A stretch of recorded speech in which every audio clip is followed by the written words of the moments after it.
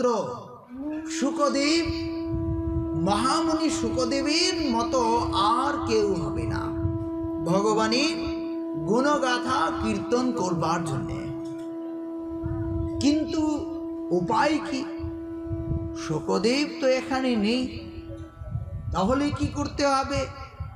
শুকদেবকে কিভাবে আনয়ন করতে হবে তার জন্যে তিনি তার কয়েকজন বিশিষ্ট শিষ্যগণকে বললেন কি, তোমরা কাষ্ঠ আনতে যাও, অমুক বন থেকে যাবে, অমুক বনে যে কাষ্ঠ, সেই কাষ্ঠ ভগবত সেবার বেশি উপযোগী, তাদেরকে বুঝিয়ে দিলেন।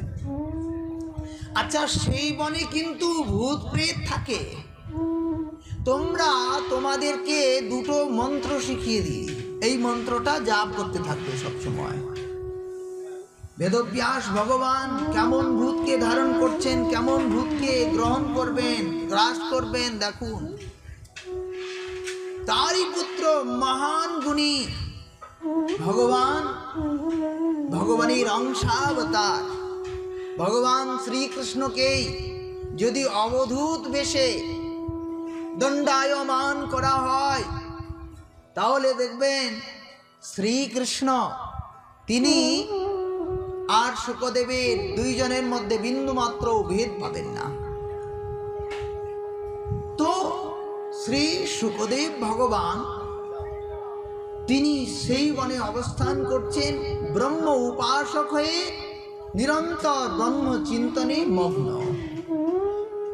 সেইখানে ব্রহ্ম চিন্তনে মগ্ন শ্রী শুকদেব ভগবান তিনি অকস্মাৎ শুনছেন সেই ব্যাস শিষ্যগণের শ্রীমুখে সেই শ্লোক। কি অদ্ভুত! শুকদেব ভগবান যখন সেই শ্লোক শুনলেন, আহা, এত সুন্দর কেউ হয়! বলছেন, বরহা পীড়ং নটবর বপুঃ কর্ণয়োঃ কর্ণিকারং বিভ্রদ ভাসঃ কনক কপিশম বৈজয়ন্তীং চ মালা রন্ধ্রানবেন রধর সুধয়া পূরয়ন গোপ বৃন্दैः বৃন্দারণ্যম সপদ রমণম প্রাবিশৎ গীত কীর্তি। যখন শুকদেব ভগবান এই গোবিন্দের অতি অপার অদ্ভুত মহিমা, তার রূপকথা শুনলেন, কি সুন্দর! মা যশোদা যেভাবে গোবিন্দকে শৃঙ্গার করিয়েছেন, ত্রিভঙ্গ ললিত হয়ে তিনি দণ্ডায়মান হয়ে আছেন, আর তিনি ত্রিভঙ্গ ললিত ভাবেই বংশীকে ধারণ করে রয়েছেন।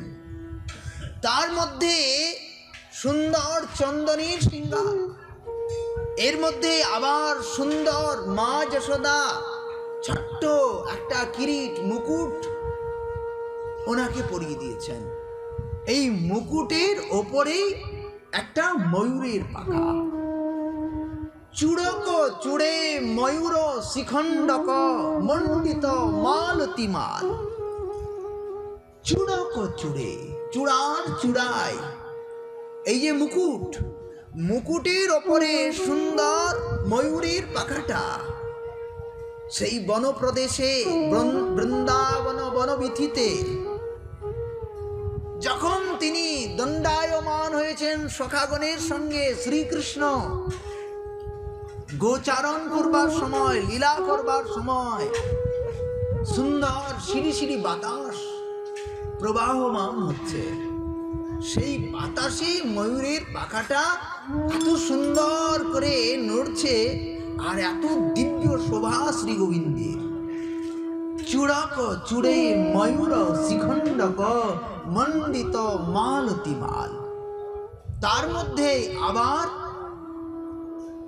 মালতীর মালা গলায় পরিধান করিয়েছেন।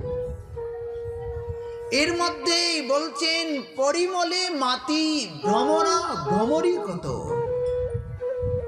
গুঞ্জরে তৈর রসাল। গোবিন্দের মুখারবিন্দের শোভা বর্ণন করছেন, বলছেন ওই যে বনমালা তিনি ধারণ করেছেন, গলদেশ থেকে চরণ পর্যন্ত বিভিন্ন ফুল দিয়ে সেই বনমালা তৈরি হয়েছে।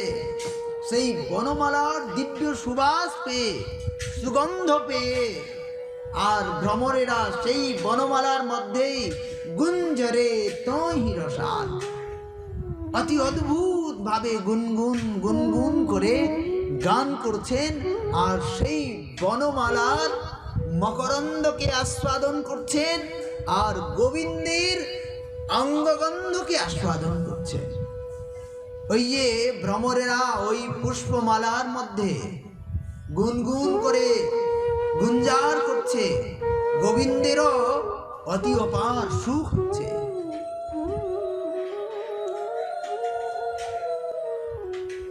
এইভাবে গোবিন্দের দিব্য স্বরূপের চিন্তন যখন ওই শ্লোকের উচ্চারণ করা হয়েছে, বরহা পীড়ম নটক বর বপুহু, এই শ্লোকটি শাখা শ্রীমতী রাধারানী বৃষভানুনন্দিনী তিনি বেণুগীতের পূর্বে তার প্রাণনাথ প্রাণবল্লভের মহিমা কীর্তন করত তিনি বলেছেন সেই শ্লোক। তো